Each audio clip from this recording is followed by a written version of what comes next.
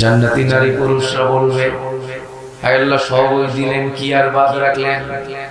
আল্লাহ তাআলা বলবেন, আল ইয়াউমা, আজকের এই দিনে জান্নাতে তোমাদেরকে সবচেয়ে বড় খুশির সংবাদ, সবচেয়ে বড় নিয়ামত আমি আল্লাহ ঘোষণা দিচ্ছি। আজকের এই দিনে জান্নাতের সকল নারী পুরুষদের জন্য আমি আল্লাহ চিরদিনের জন্য সন্তুষ্ট হয়ে গেলাম।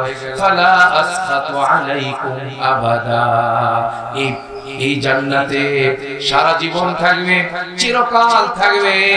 আমি আল্লাহ তোমাদের জন্য এক মুহূর্তের জন্যও অসন্তুষ্ট হব না।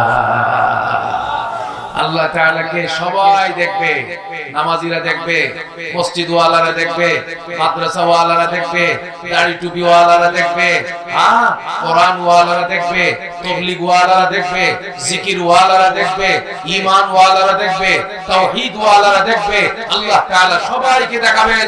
কিন্তু সেই বিশাল ময়দানে যারা আল্লাহ তাআলার ইবাদত করার ফাঁকে আবার মাজারে গিয়েও সিজদা দিত, আবার কখনো পীরের পায়েও সিজদা দিত, আল্লাহ তাআলার ইবাদতের সঙ্গে শরীক করত, সেদিন একমাত্র মাওলার গোলামি, মাওলার জন্য সিজদা, মাওলার জন্য ইবাদত, মাওলার জন্য মানত, মাওলার জন্য রুকু কেবলমাত্র যারা করেছে তারাই আল্লাহ তাআলার দিদার লাভ করবে। মাজার পূজারি, মাজারে গিয়ে মানত দেয়া, সিজদা ইত্যাদি করে যারা শিরক করেছে, কাল্লা ইন্নাহুম আন রাব্বিহিম ইয়াওমা ইযিল লামাহজুবুন। আল্লাহ তাআলা বলেন সেদিন কাফের, মুশরিক এবং মাজার পূজারি, ব্যক্তি পূজারি, ব্যক্তির পায়ে সিজদাকারী যারা আল্লাহ তাআলার দিদার থেকে।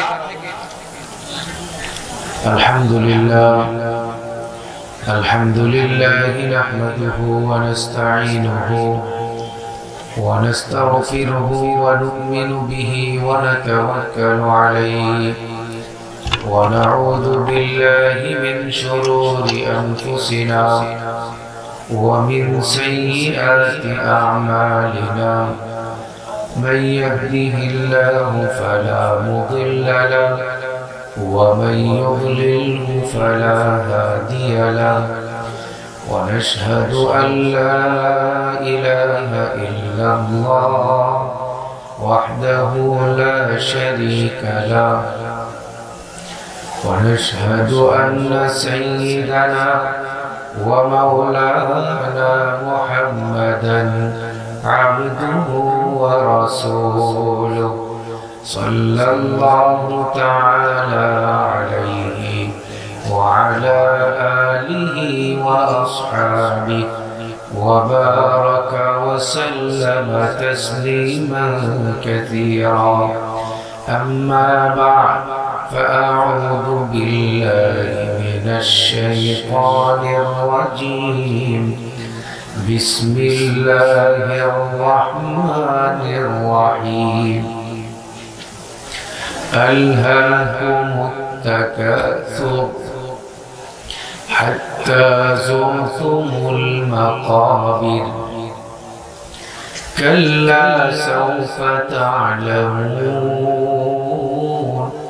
ثم كلا سوف تعلمون كلا لو تعلمون علم اليقين لترون الجحيم ثم لترونها عين اليقين ثم لتسألن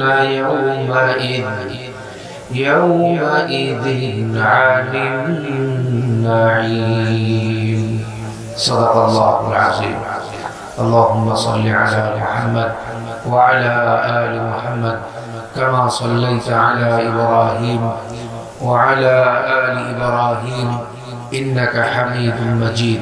اللهم بارك على محمد وعلى آل محمد كما باركت على إبراهيم وعلى آل إبراهيم إنك حميد مجيد.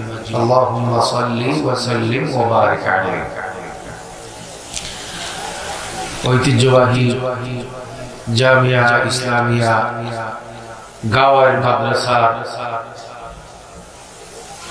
65তম ইসলামী মহাসম্মেলনের প্রথম রজনীতে মঞ্চে উপস্থিত আছেন আজকের মাহফিলের মুহতারাম সদর ইজলাস, উপস্থিত বিশিষ্ট উলামায়ে কেরাম, শামিয়ানার নিচে সমবেত আমার মুহতারাম বেরাদারান ইসলাম।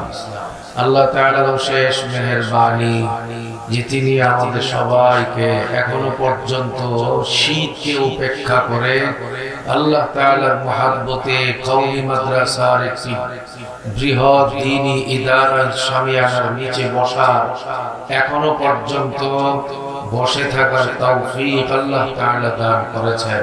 আলহামদুলিল্লাহ।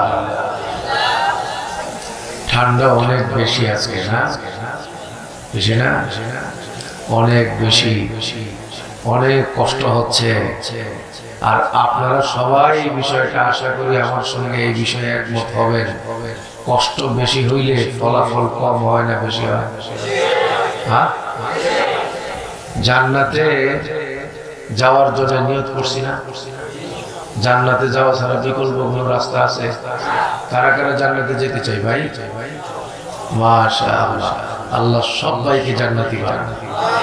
ছোট জান্নাত না, জান্নাতুল ফিরদাউসের বাসিন্দা বানান। জান্নাতে তো শীত থাকবে না, সুবহানাল্লাহ। জান্নাতে কোনো রৌদ্র গরমও থাকবে না। আল্লাহ তাআলা যাদেরকে জান্নাত দিবে, এই জান্নাতটা পুরাটা এয়ার কন্ডিশন দিয়ে সকলের জন্য মানানসই শীতল করে জান্নাতকে আল্লাহ তাআলা সাজিয়ে দেবেন। জান্নাতের মধ্যে কোনো কষ্ট নাই, ঘাম পড়বে না। মুত্তাকিইনা ফিহা আলাল আরাইক لا يرون فيها شمسا ولا زمهريرا। আল্লাহ তাআলা বলেন জান্নাতের মধ্যে জান্নাতীরা কোন সূর্যের তাপ, সূর্যের আলো, সূর্যের গরম কিছুই দেখবে না এবং ঠান্ডাও তাদের গায়ে লাগবে না। আল্লাহ তাআলা এই জান্নাতে যাদেরকে দেবেন, এক একজন সর্বনিম্ন জান্নাতি 10টা পৃথিবীর সমান জায়গার বরাদ্দ পাবেন। সাহাবায়ে কেরাম তো জান্নাতের কথা, আল্লাহর কথা শুনলে না খেয়ে বসে থাকতেন। সুবহানাল্লাহ। আমাদের তো দ্বীনি কথা শোনার মতো অতটা ধৈর্য আমাদের নাই। একজন বয়ান করলে এই বয়ানের পরে দ্বিতীয় জন বয়ান করার একটা মাঝখানে বিরতিটা পাইলেই দৌড়।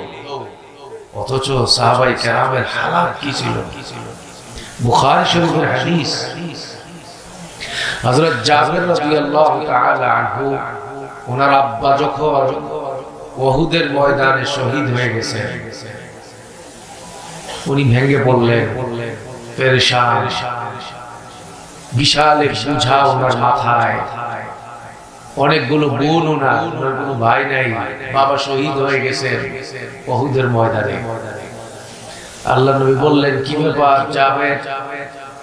খুব মন ভাঙ্গা মনে হচ্ছে। হযরত আমার আব্বা উহুদের ময়দানে শহীদ হয়ে গেছেন। আমার এই পরিবারে অনেক সদস্য, আমার বোনরা আছে, এদের জন্য একমাত্র দেখাশোনা করা, দেখভাল করার ব্যক্তি হিসাবে আমি একাই আছি, ওসিলা হিসাবে। আল্লাহর নবী বললেন, জাবের তুমি জানো তোমার আব্বাকে আল্লাহ তাআলা এই দুনিয়া থেকে বিদায় নেওয়ার পরে আল্লাহ তাআলা কি পুরস্কার দিয়েছেন তুমি জানো? শোনো, এই দুনিয়া থেকে তোমার আব্বা বিদায় নেওয়ার পরে তোমার আব্বার সঙ্গে আল্লাহ তাআলা কিভাবে মুলাকাত করেছেন তুমি কি শুনতে চাও? সুবহানাল্লাহ। হযরত জাবের বলেন, হ্যাঁ বালা ইয়া রাসূলুল্লাহ, আমার আব্বার সঙ্গে আমার মাওলার মুলাকাত কিভাবে হয়েছে পরকালে আমার শোনার বড় আগ্রহ। হাবিবে পাক বলেন, শোনো, দুনিয়াতে আল্লাহ তাআলা যাদের সঙ্গে কথা বলেছেন, নবীর সঙ্গে কথা বলেছেন, রাসূলের সঙ্গে কথা বলেছেন, সরাসরি কথা বলেন নাই, পর্দার আড়াল থেকে কথা বলেছেন।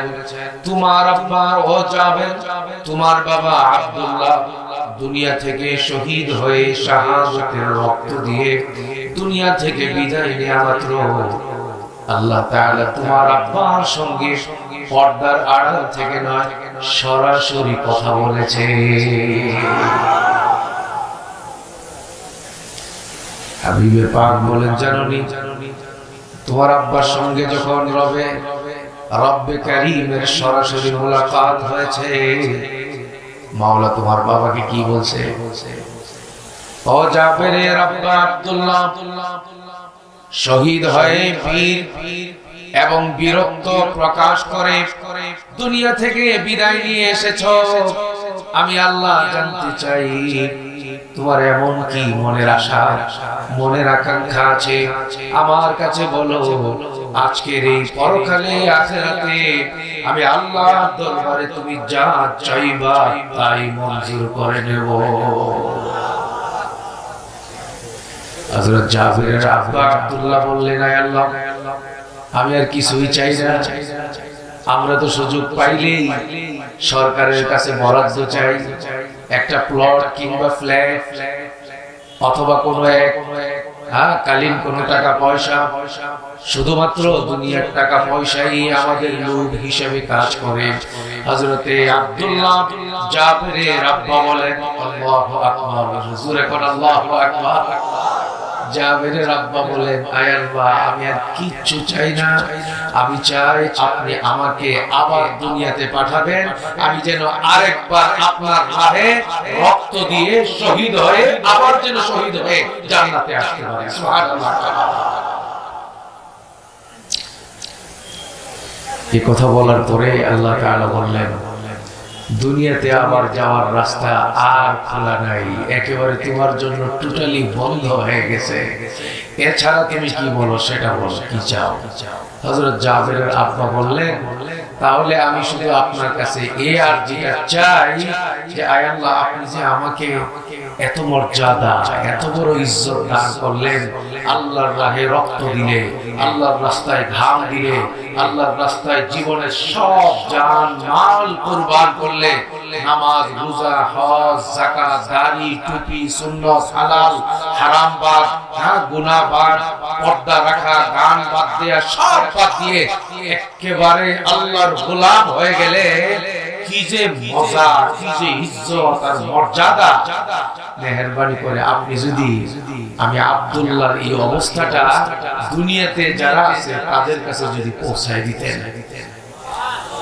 আজকে আমাদের সামনে সেই জাবেরের আব্বার ঘটনা আপনাদের সামনে পেশ করলাম।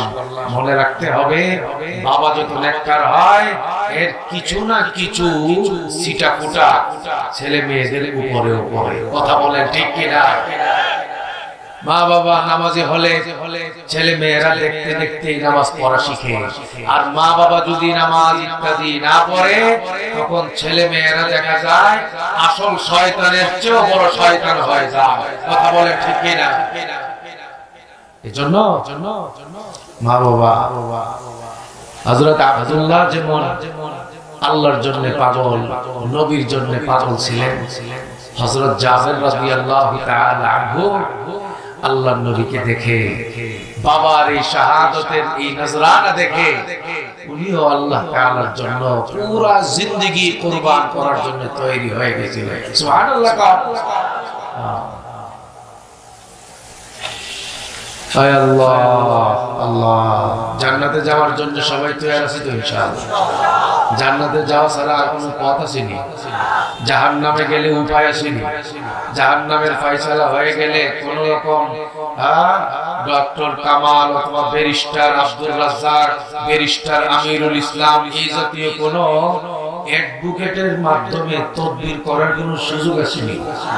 আল্লাহ, যারা তদবির করব এদের গায়ে কোন জুতা থাকবে, জামা থাকবে, পায়ে জুতা থাকবে না। সেদিন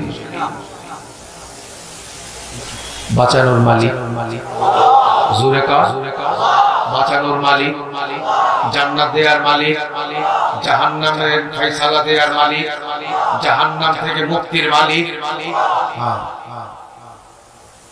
জান্নাতের মধ্যে বুড়া মানুষ একজনও জান্নাতে যাবে না। সুবহানাল্লাহ। কালো মানুষ জান্নাতে যাবে না, অসুস্থ মানুষ জান্নাতে থাকবে না।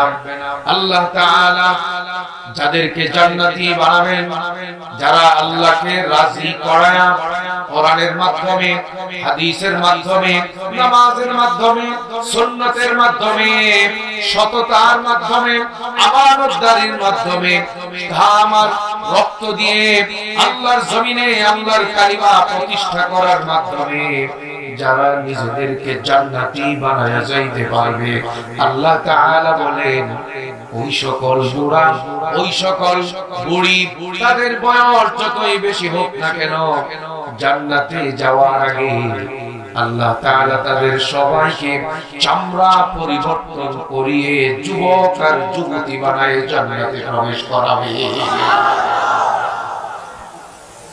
জান্নাতের মধ্যে কোনো বুড়া মানুষ থাকবে না। সুবহানাল্লাহ। যত বুড়া, এই যে ডান পাশে মুরব্বি সভাপতির চেয়ারে বসে আছে, সবাই দোয়া করেন আল্লাহ আমাদের সবাইকে জান্নাতি বানান, আমিন। কিন্তু জান্নাতে জওয়ান হয়ে, যুবক হয়ে জান্নাতে যাবে। ওই জান্নাতে গেলে আল্লাহু আকবার, জান্নাতে গেলে আল্লাহ তাআলাকে সরাসরি সচক্ষে আল্লাহকে দেখা যাবে। আল্লাহ তাআলাকে সচক্ষে দেখতে চাই না? চাই কি চাই না? আল্লাহ তাআলাকে সচক্ষে দেখা যাবে।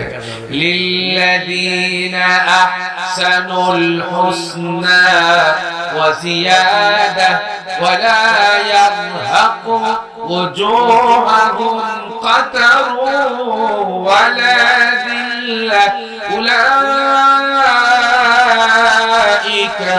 আসহাবুল জান্নাহ হুম ফিহা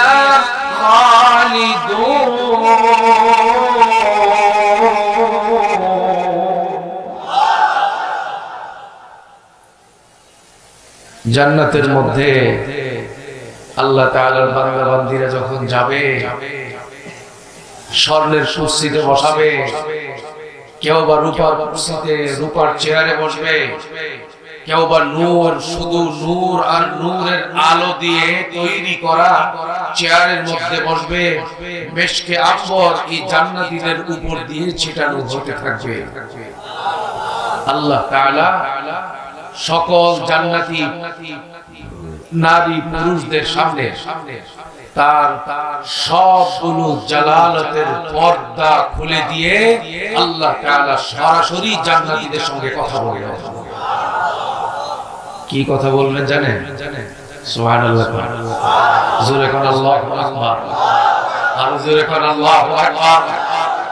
এবার কথা বলবেন জান্নাতীদের সঙ্গে। কে কথা বলবেন? চিৎকার করে বলেন আল্লাহু আকবার। আল্লাহ তাআলা জান্নাতীদের সঙ্গে বলবেন, ও জান্নাতীরা, তোমরা এই জান্নাতে আয়েশা তোমরা কি খুশি হইছো? সবাই বলবে, আয় আল্লাহ, আপনি আমাদের চেহারা সুন্দর করে দিয়েছেন। বাংলাদেশে থাকতে আমরা ছিলাম কালো, মিসমিস করে কালো, সে বর্ণ। আলাম তুবাইয়িতু জুহানা, আমাদের চেহারাকে আপনি সুন্দর করে দিয়েছেন, নিয়ামত আর নিয়ামত দিয়া ভরে দিয়েছেন। আল্লাহ তাআলা বলেন, আজকের এই দিনে আমি আল্লাহ তোমাদের সবাইকে এত বড় একটা নিয়ামত দিব, যে নিয়ামত পাওয়ার পরে তোমরা সবাই খুশি হয়ে যাবা। জান্নাতীরা বললেন, আয় আল্লাহ, দেওয়ার আর বাকি আছে কি? সবই তো আপনি দিলেন। জান্নাতের মধ্যে আপনি যাবেন সপ্তাহে একদিন বাজার করার জন্য, শপিং করার জন্য, স্বর্ণ, রূপা, ডায়মন্ড, গহনা, কাপড় চোপড়, খাবার দাবার, যা কিছু আপনার খরিদ করা লাগে, ফেরেশতারা সব পণ্য নিয়ে বসা থাকবে। আপনি শুধু খরিদ করবেন, টাকা দেওয়ার কোনো মাসলা নাই। সেখানে ফেরেশতারা বলবে, এটা শুধুমাত্র উপহার উপভোগনের বাজার, এখানে শুধু দেয়া আর নেয়া, এখানে কোনো টাকা পয়সার মামলা নাই, টাকা লাগে না। সেখানে আল্লাহ তাআলা তার সবগুলো পর্দা খুলে দিয়ে সব জান্নাতীদেরকে বলবেন, তোমাদেরকে আমার সবচেয়ে বড় নিয়ামত তোমাদেরকে দেব। জান্নাতীরা বলবেন, আয় আল্লাহ, কি আর বাকি রাখলেন? সবই তো দিলেন।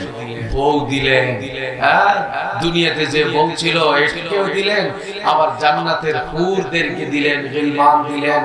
এমন জান্নাতি নারী দিলেন যে জান্নাতি নারী 70 জোড়া কাপড় পরিধান করার পরেও তার কাপড়ের উপর থেকে ভেতরের যে গোশত, হাড্ডি, ভিতরে যে মগজ আছে সেই মগজটা পর্যন্ত 70 জোড়া কাপড়ের উপর দিয়ে দেখা যায়।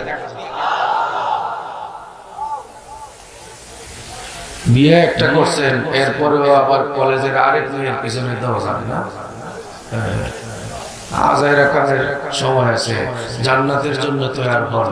সবাইকে আল্লাহ তাআলা জান্নাতি হওয়ার জন্য যত আমল, যত মেহনত করে কার, সবাইকে জান্নাতি হওয়ার রাস্তায় মেহনত করার তৌফিক দান করেন। জান্নাত,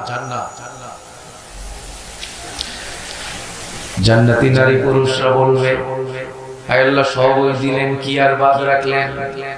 আল্লাহ তাআলা বলবেন, আল-ইয়াউমা, আজকের এই দিনে জান্নাতে তোমাদেরকে সবচেয়ে বড় খুশির সংবাদ, সবচেয়ে বড় নিয়ামত আমি আল্লাহ ঘোষণা দিচ্ছি। আজকের এই দিনে জান্নাতের সকল নারী পুরুষদের জন্য আমি আল্লাহ চিরদিনের জন্য সন্তুষ্ট হয়ে গেলাম। ফালা আসখাতু আলাইকুম আবাদা, এই জান্নাতে সারা জীবন থাকবে, চিরকাল থাকবে। আমি আল্লাহ তোমাদের জন্য এক মুহূর্তের জন্যও অসন্তুষ্ট হব না। আল্লাহ তাআলাকে সবাই দেখবে, নামাজিরা দেখবে, মসজিদ ওয়ালারা দেখবে, মাদ্রাসা ওয়ালারা দেখবে, দাড়ি টুপি ওয়ালারা দেখবে, হ্যাঁ কোরআন ওয়ালারা দেখবে, তাবলীগ ওয়ালারা দেখবে, জিকির ওয়ালারা দেখবে, ঈমান ওয়ালারা দেখবে, তাওহীদ ওয়ালারা দেখবে।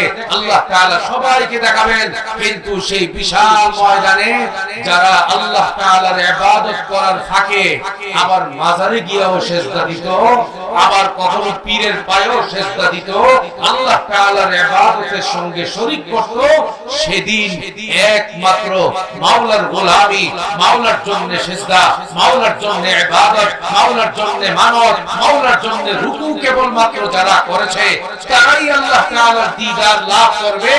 মাজার পূজারি, মাজারে গিয়ে মানত দেয়া, সিজদা ইত্যাদি করে যারা শিরক করেছে, কাল্লা ইন্নাহুম আন রাব্বিহিম ইয়াওমা ইযিল লামাহজুবুন। আল্লাহ তাআলা বলেন সেদিন কাফের, মুশরিক এবং মাজার পূজারি, ব্যক্তি পূজারি, ব্যক্তির পায়ে সিজদাকারী যারা আল্লাহ তাআলার দিদার থেকে তারা বঞ্চিত হবে। নাউযুবিল্লাহ। আল্লাহ তাআলাকে যারা দেখতে চাই তাদের জন্য শর্ত হলো আল্লাহ তাআলার সঙ্গে কোন পীরকে শরীক করা যাবে, কোন কবরওয়ালাকে শরীক করা যাবে, ইবাদত করতে হবে একমাত্র কার? আরো জোরে বলেন। আজকের এখন থেকে সহি তরিকার কোন আল্লাহওয়ালা পীরের কাছে আমাকে আল্লাহ তাআলা যদি যাওয়ার তৌফিক দেন, আমি শুধু কোরআন হাদিস অনুযায়ী বায়াত গ্রহণ করব, আমল নিব, সুন্নাত তরিকায় চলব, ওয়াজিফা অনুযায়ী জিন্দেগি বানাবো।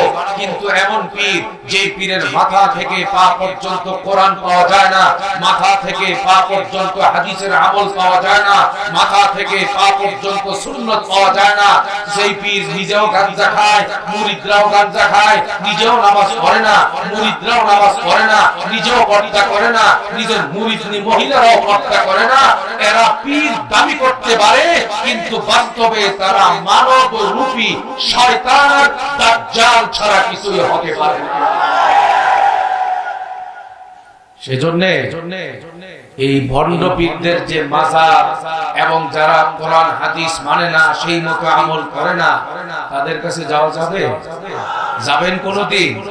যারা একবার দুইবার গিয়েছেন আল্লাহর কাছে তওবা করবেন তো ইনশাআল্লাহ।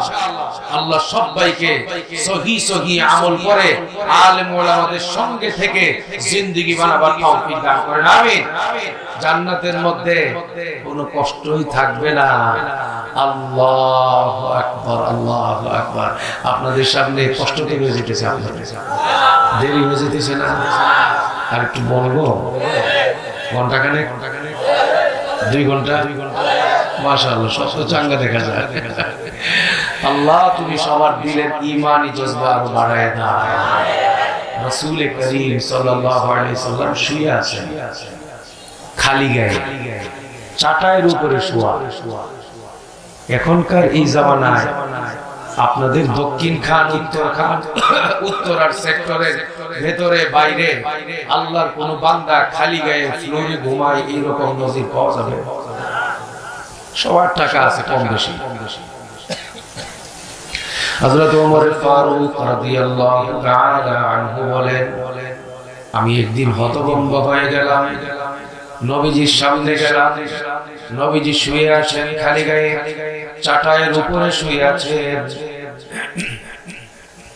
হঠাৎ করে নবীজি যখন পার্শ্ব বদল করলেন, আমি অবাক হয়ে চেয়ে চেয়ে দেখলাম রাহমাতুল লিল আলামিন সাইয়্যিদুল মুরসালিন, পৃথিবীর শ্রেষ্ঠ মহামানব হওয়া সত্ত্বেও এই নবী শক্ত চাটাইয়ের উপরে শোয়ার কারণে চাটাইয়ের কাঠিগুলো তার পিঠের মধ্যে দাগ ফেলে দিয়েছে।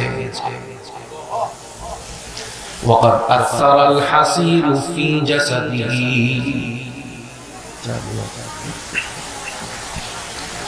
হযরত ওমর ফারুক রাদিয়াল্লাহু আনহু চোখ থেকে পানি ফেলে দিলেন।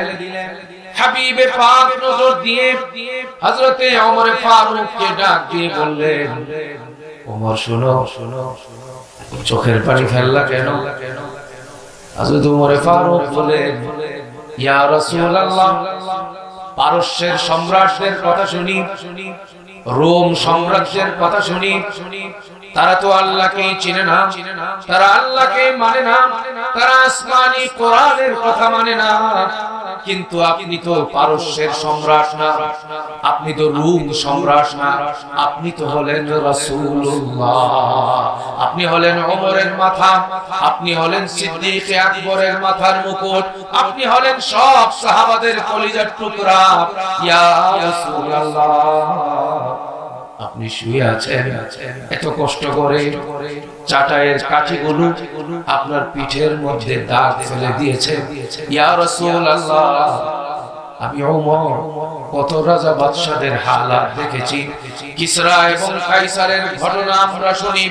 তারা বিলাসিতার সাগরে বসবাস করে, তারা সম্পদের প্রাচুর্যে তারা বাস করে। ইয়া রাসূলুল্লাহ, মেহেরবানি করে আপনি আমাদেরকে অনুমতি দিতে পারেন, আরামদায়ক বিছানা যেন বানাইতে পারি। আল্লাহ নবী ডাক দিয়ে বললেন, ওমর শোনো, ওমর, কিসরা এবং কাইসার, রোম সাম্রাজ্য এবং পারস্যের সাম্রাজ্য, তাদের ভোগ এবং তাদের বিলাসিতা এই দুনিয়ার জিন্দেগি পর্যন্তই সীমাবদ্ধ। শেষ, দুইটা চোখ বন্ধ হবে, আযাব শুরু হয়ে যাবে। দুইটা চোখ বন্ধ হবে, কবরে সাপের কামড় শুরু হয়ে যাবে। দুইটা চোখ বন্ধ হবে, কবরের দুই পাশের মাটিগুলো একসঙ্গে মিশে পারস্যের সম্রাটকে হাড্ডিগুলো ভেঙে চুরমার করে দেবে।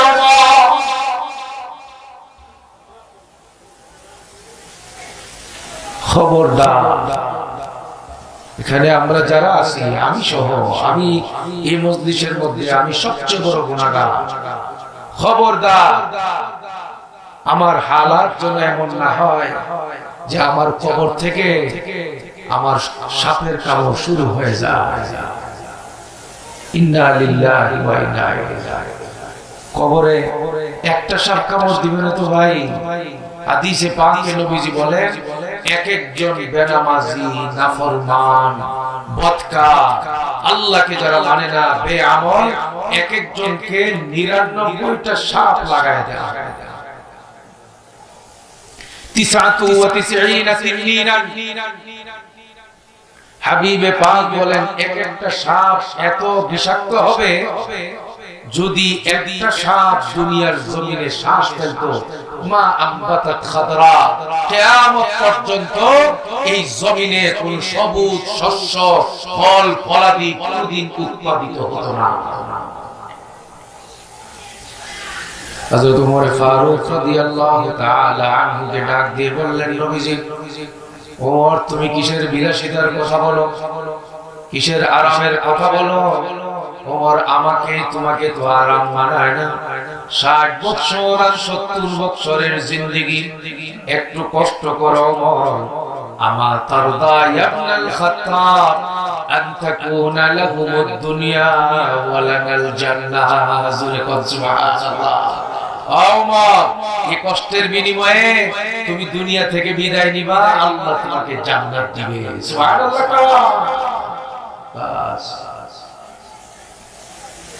হযরত ওমর ফারুক রাদিয়াল্লাহু তাআলা আনহু যোহর নামাজের আগে কি শেষ করে দিব? কোন নামাজের আগে? ঘুম আসতেছে? কোন নামাজের আগে? যোহর নামাজের আগে হযরত ওমর ফারুক রাদিয়াল্লাহু তাআলা আনহু মসজিদে নববীতে গিয়ে হাজির। তখনও যোহরের সময় হয় নাই, প্রচন্ড গরম আর গরম। হযরত সিদ্দিক আকবরও সেখানে গিয়ে হাজির, গরম আর গরম।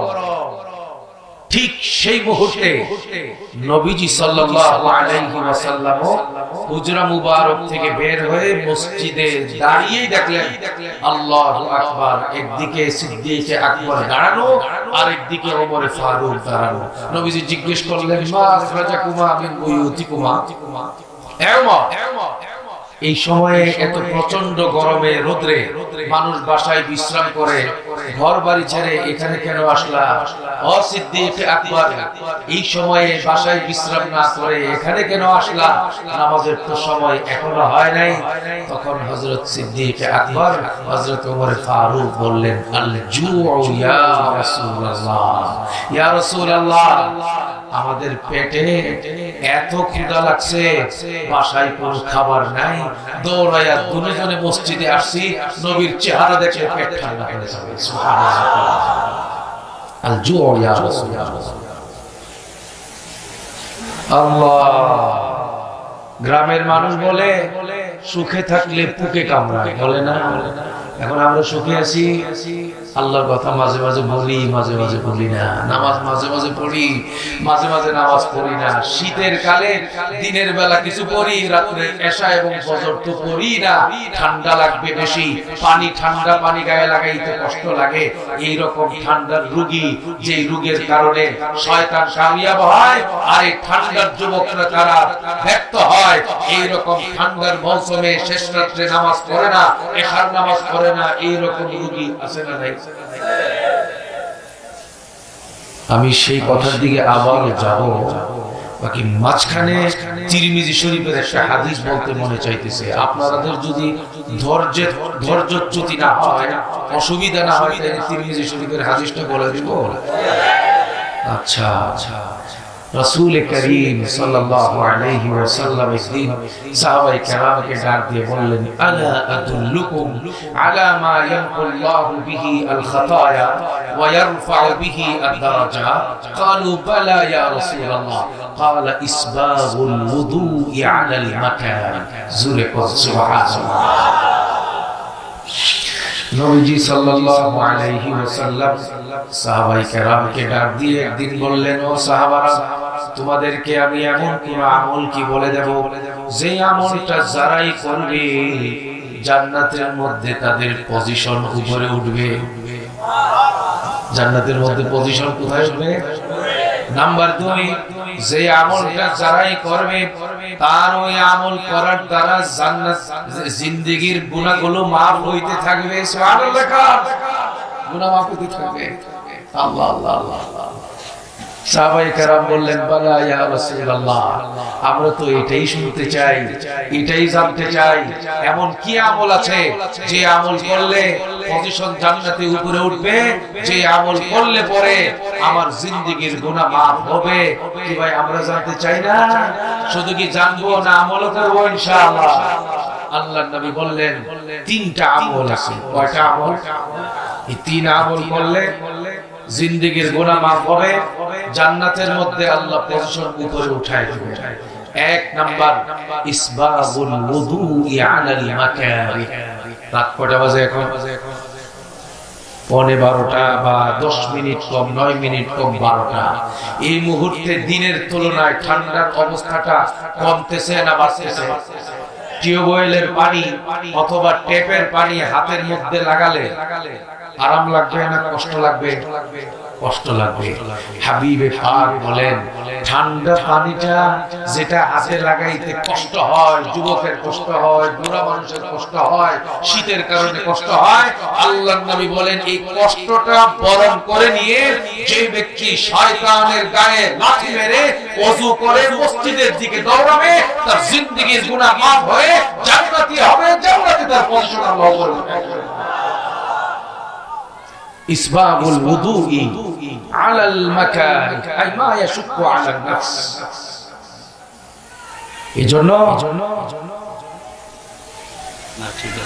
এইজন্য আপনার আজকে এই সময়ে 2 নম্বর এই হাদিসটাও আপনার সামনে রাখেন। আপনাদের বিরক্তি কারণ হইতেছে না তো? এই হাদিসটাও আপনি রাখেন। সবাই গুনাহ কম না বেশি? গুনাহ নাই কারা কারা হাত দেখান দেখি। হ্যাঁ, গুনাহ আছে কারা কারা ভাই? একবার কম গুনাহ এরকম কারা কারা আছে?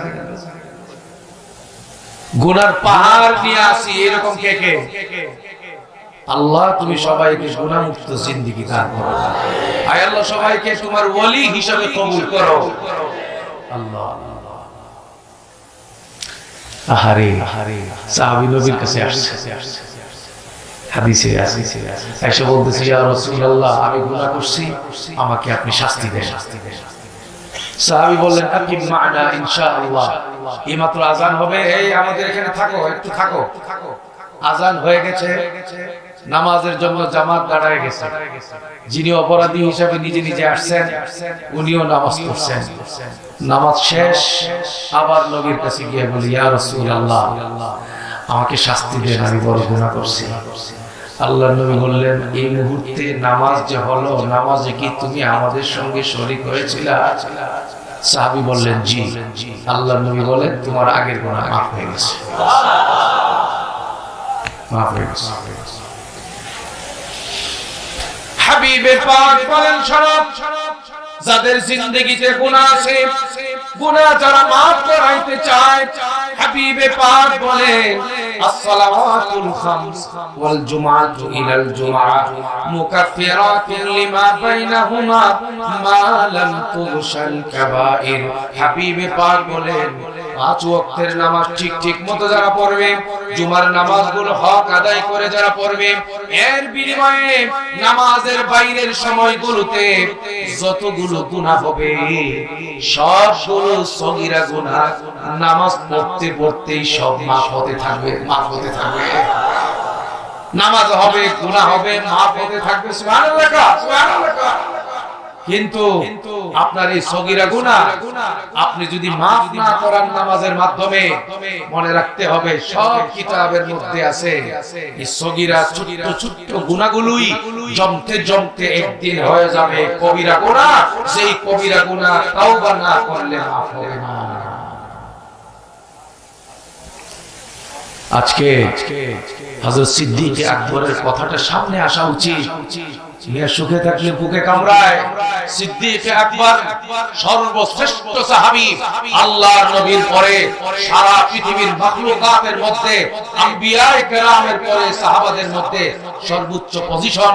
হাবিবে পাকের সঙ্গে সিদ্দিক আকবর বসা, নবী ডাক দিয়ে বললেন এই আবু বকর শোনো, এই মাত্র জিবরাইল আসলো, বিদায় নিয়ে গেল, জান্নাতের ওই দরজাটা দেখায় গেল যে দরজা দিয়া আমার বান্দা আমার উম্মতকে আল্লাহ জান্নাতে প্রবেশ করাবে। হযরত সিদ্দিক আকবর বললেন ওয়াদিতু লাউ আন্নী কুনতু মাআকি ইয়া রাসূলুল্লাহ, ইশ আপনার সঙ্গে এই মুহূর্তে আমি যদি থাকতাম তাইলে তো আমিও আমার চোখ দিয়া জান্নাতের ওই দরজাটা দেখে ফেলতে পারতাম। যার যেটা নেশা। হাবিবে পাক বলেন ও সিদ্দিক আকবর তোমার এত টেনশনের কিছু নাই। আলা ইন্নাকা আনতা আউয়ালু মান ইয়াদখুলুল জান্নাতা মিন উম্মতি। আল্লাহর নবী বলেন সিদ্দিক আকবর শোনো, আমার উম্মতকে আল্লাহ জান্নাতের যে দরজা দিয়ে প্রবেশ করাবেন সেই দরজা দিয়ে সর্বপ্রথম তুমি সিদ্দিক আকবর সবার আগে জান্নাতে প্রবেশ করবা। ছোট সাহাবী না বড় সাহাবী? কত বড় সাহাবী! আরেকটা হাদিস বললে আরো পরিষ্কার হবে। রাসূল পাক সাল্লাল্লাহু আলাইহি ওয়াসাল্লাম একদিন বললেন, বুখারী শরীফে আছে হাদিস, একদিন বললেন যারা নামাজ পড়বে নামাজের গেট দিয়ে জান্নাত ডাকতে থাকবে, যারা রোজা রাখবে রায়্যান গেট দিয়ে জান্নাতে ডাকতে থাকবে, যারা সদকা দান খায়রাত করবে জান্নাতের সদকার গেট দিয়ে তাকে জান্নাতে ডাকতে থাকবে, যারা জিহাদ করবে জিহাদের গেট দিয়ে জান্নাতে তাকে ডাকতে থাকবে। এইভাবে যখন একের পর এক নবীজি বলতেছেন, হযরত সিদ্দিক আকবর বলেন, ইয়া রাসূলুল্লাহ, এমন কোন নেককার খাস আল্লাহর বান্দা কি হবে না যাকে জান্নাতের সব গেট তাকে ভিতরে আসার জন্য ডাকতে থাকবে? ঘুমায় গেলেন? সুবহানাল্লাহ কি বলেন? সুবহানাল্লাহ। কত বড় কথা যে এমন কোন আল্লাহর খাস বান্দা কি হবে না যেই বান্দা সব আমল করবে আর সব গেট তাকে পাওয়ার জন্য পাগল হয়ে যাবে। হাবিবে পাক বললেন, নাম ওয়া আনতা মিনহুম।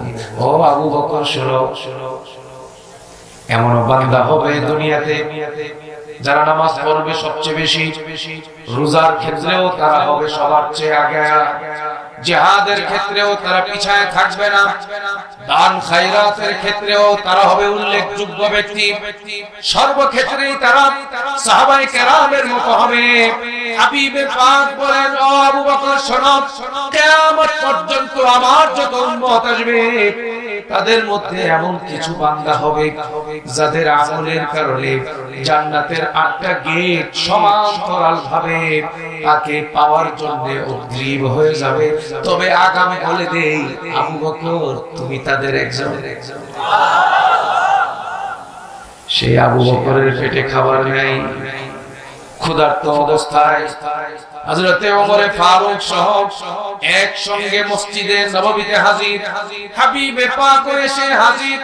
দুইজন সাহাবী চিৎকার করে বলে দিলেন, ইয়া রাসূলুল্লাহ, আমাদের পেটে খাবার নাই, ক্ষুধার যন্ত্রণার কারণে সহ্য করতে পারছিলাম না, হাবিবে পাকের চেহারা দেখব বলে ঘর ছেড়ে মসজিদে হাজির দিলাম। হাবিবে পাক ডাক দিয়ে বললেন, যেই নবী পরিষ্কার ঘোষণা দিয়েছে আমি নবী জান্নাতে প্রবেশ করা না পর্যন্ত দুনিয়ার কোন নবী রাসূল জান্নাতে প্রবেশ করতে পারবে না, আমার সেই নবী যেই নবীর ঘাম থেকে যেই ফুটা ফুটা রসগুলো পড়তো, হযরতে আনাস রাদিয়াল্লাহু তাআলা আনহু বলেন, আল্লাহু আকবার, জোরে কোন আল্লাহু আকবার, আর জোরে কোন আল্লাহু আকবার। হযরত আনাস বলেন, দুনিয়ার মানুষের বডি থেকে ঘাম পড়ে দুর্গন্ধ বের হয়, আমার হাবিবে পাকের জিসিম মুবারক থেকে যেই ঘামের ফোঁটাগুলো পড়তো আমি নাক লাগায় দেখছি, ঘ্রাণ নিয়ে দেখছি, মেশকে আম্বর এবং আতর যত সুগন্ধি হয় হাবিবে পাকের ঘাম মুবারকের সুগন্ধি তার চেয়ে বেশি পাওয়ারফুল ছিল। সেই নবী হুজরা মুবারক থেকে বের হলেন, বের হয়ে হযরত সিদ্দিক আকবর আর ওমর ফারুককে ডাক দিয়ে বললেন, ওমর, আবু বকর, আমি এখন কেন বের হইছি জানো? আখরাজানি আল্লাযী আখরাজাকুমা, যে ক্ষুধার যন্ত্রণার কারণে তোমরা টিকতে পারো নাই, আমি নবীও ক্ষুধার যন্ত্রণার কারণে ছটফট করা অবস্থায় হুজরায় টিকতে পারলাম না, মসজিদে এসে হাজির হলাম। কোথায় আপনি? ও ভাই, আমার এই জওয়ানি আমাকে কে দিলেন? জোরে কর, আমাকে সৃষ্টি করলেন কে? আমাকে বাসা বাড়ি করার জন্য টাকা পয়সা দান করলেন কে? আমার এই সুস্থতা, আমার এই শিক্ষাগত যোগ্যতা, এই নিয়ামত আমাকে কে দিলেন? আমি যে চিকন চাউলের ভাত খাই, কখনো গোশত খাই, মুরগি খাই, পোলাও খাই, বিরিয়ানি খাই, কে খাওয়ায়? আরো জোরে কর, আল্লাহ তাআলা এত নিয়ামত খাওয়ায়। আমার নবীর কষ্টের সঙ্গে যদি তুলনা করি, আমরা হাজার ভাগ, কোটি ভাগ অথবা মিলিয়ন ট্রিলিয়ন ভাগের কোন এক ভাগ কষ্ট আমাদের দ্বারা হচ্ছে।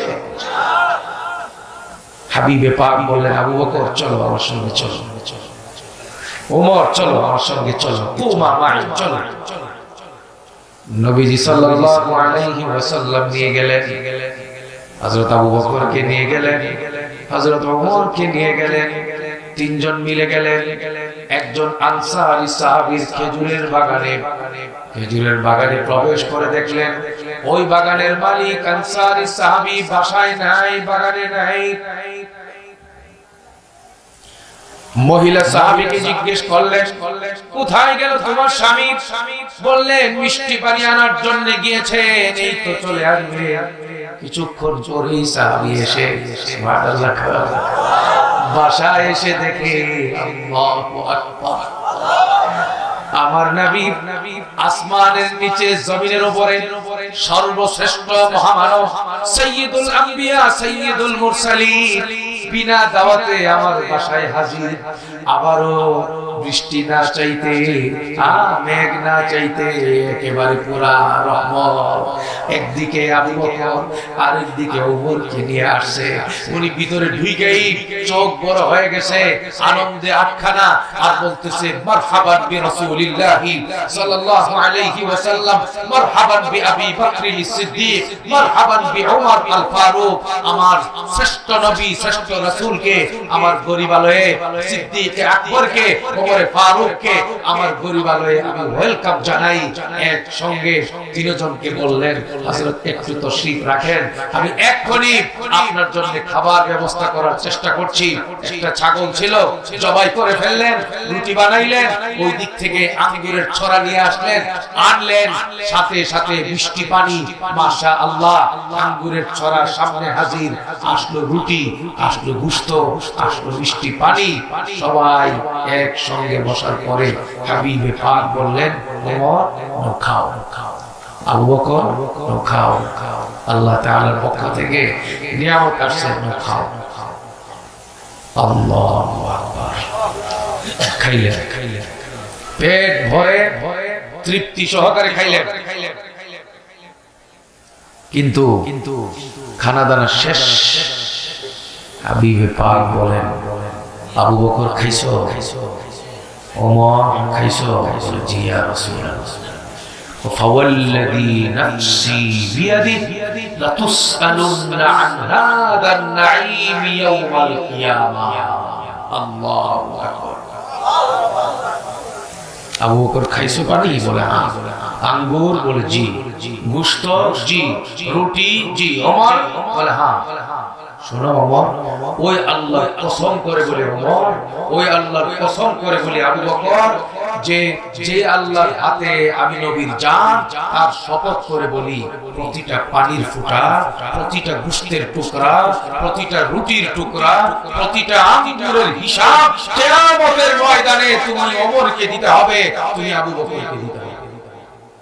জিজ্ঞাসিত হবা তোমরা।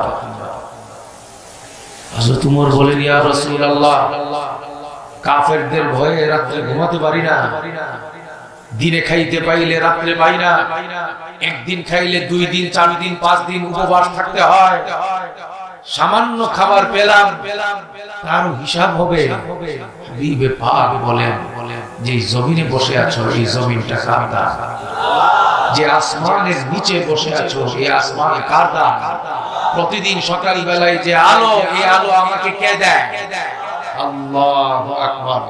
আপনাদের তো কষ্ট হয়ে যেতেছে, কষ্ট না হইলে বুখারী শরীফের একটা হাদিস বলার ইচ্ছা, বলবো? আল্লাহ।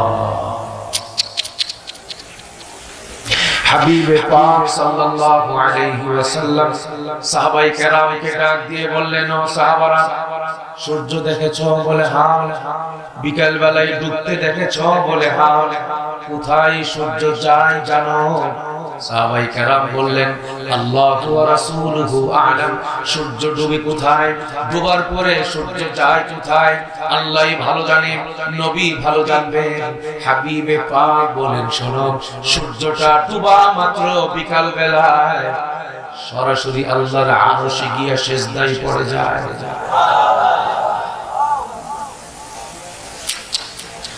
আল্লাহু আকবার। আল্লাহ তুমি আমাদের ঈমান তাজা করে দাও। আয় আল্লাহ, আখিরাতের বিষয়টা আমাদের সামনে পরিষ্কার করে দাও। আয় আল্লাহ, আল্লাহ তাআলা আপনি আমাদের দিলে আপনার ভয় সৃষ্টি করে দেন। আমিন আমিন। এই সূর্য আল্লাহ তাআলার আরশের নিচে গিয়ে সিজদায় পড়ে যায়। সেজদায় যখন পড়ে থাকে আল্লাহ তাআলা তখন পরের দিন সকালবেলা সূর্যকে বলে এবার উঠো, যেই পূর্ব দিক থেকে গতকালকে উদিত হয়েছিল সেই পূর্ব দিক থেকে আবারও তুমি উদয় হও, আমার বান্দা বান্দীদের জন্য খাদেম হয়ে যাও, আলো দিয়ে তুমি খেদমত করো। এইভাবে করে প্রতিদিন সূর্য বিকাল বেলায় উদিত হয়। মাসের 30 দিন অথবা 31 দিন প্রতিদিনে এই সূর্য আল্লাহ তাআলার দরবারে গিয়ে সেজদায় মাথা নোয়ায় আর আল্লাহ তাআলার কাছে অনুমতি চায়, আগামী কালকে আমি কি যাব নাকি যাব না। সুবহানাল্লাহ। এক পর্যায়ে এইভাবে চাঁদ সূর্য উঠবে, আবার পশ্চিমে গিয়ে ডুববে, হতে হতে হতে হতে সর্বশেষে এই সূর্য একদিন স্বাভাবিক গতিতে ডুববে। মানুষ বুঝবে না কিছু, উত্তরার মানুষ বুঝবে না কিছু, টঙ্গীর মানুষ বুঝবে না কিছু, বাংলাদেশের মানুষ আজ করতে পারবে না কিছু, পৃথিবীর মানুষ আজ করতে পারবে না কিছু। গতকালকে যেমন সূর্য আজকেও দেখবে তেমন স্বাভাবিক সূর্য, কিন্তু হঠাৎ করেই বিদায়ের ঘন্টা বেজে যাবে আর আল্লাহ তাআলার আরশের নিচে গিয়ে সিজদায় পড়বে। আল্লাহ তাআলা বলবেন, আগামী কালকে তুমি পূর্ব দিক থেকে না উঠে পশ্চিম দিক থেকে উদিত হও। আল্লাহ, অবস্থা এমন হবে, সাহাবায়ে কেরামকে বললেন, জানো যখন এই সূর্যটা পূর্ব দিক থেকে উদিত না হয়ে পশ্চিম দিক থেকে উদিত হবে, ওই সময়টা কোন সময় জানো? সাহাবারা বললেন, আল্লাহ এবং আল্লাহর রাসূলই ভালো জানে। আল্লাহর নবী বললেন, এটা ওই সময় যেই সময়ে সূর্য পূর্ব থেকে না উঠে পশ্চিম দিক থেকে উঠবে, আর ওই সময়ে কাফের বেঈমানরা তাওবা করবে, কিন্তু আল্লাহ তাআলার দরবারে আর তাওবা কবুল হবে না। তাওবা কবুল হওয়ার দরজা চিরদিনের জন্য বন্ধ হয়ে যাবে।